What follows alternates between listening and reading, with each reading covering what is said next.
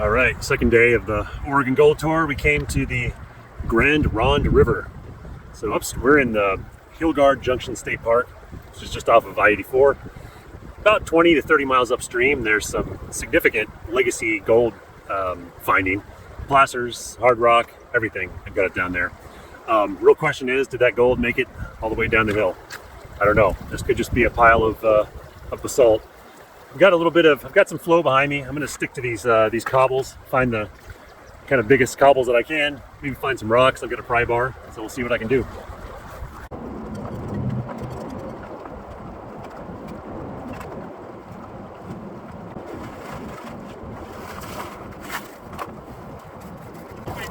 A lot of material, but it's pretty coarse grain.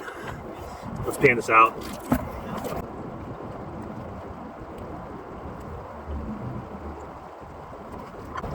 Very little black sand in there, just a bunch of kind of coarse pebbles. So I'm going to go across the river and look on the bench there, see if you got some gravel, some finer grain material up at the top. That's probably where the floods have dropped it. So go ahead and set the gold gutter and try again.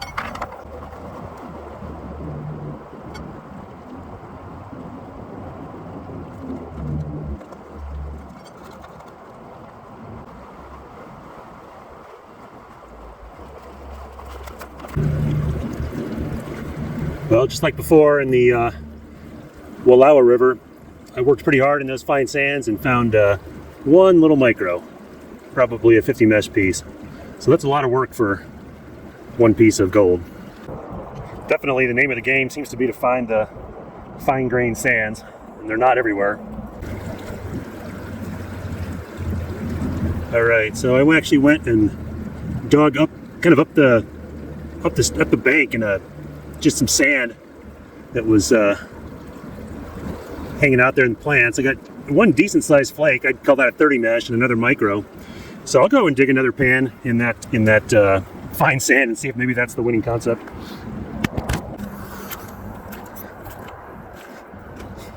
Here was the hole that I dug. It's kind of behind a plant, a little bank of sand here.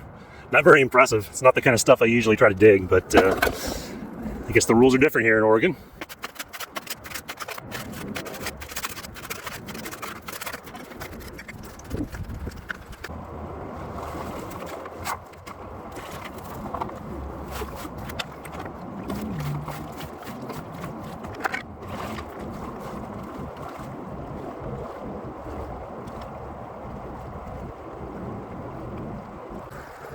So that was the last test pan, if I can find it. There's a micro in there. Oh, there it is. There it is. That stupid thing is so small, I spent 2 minutes trying to find it. So I don't know. Hilgard State Park. There's gold, but it's not great. I think if you explored around, you could probably find a higher concentration, but it's not the kind of place I'd want to come and spend filling buckets all day.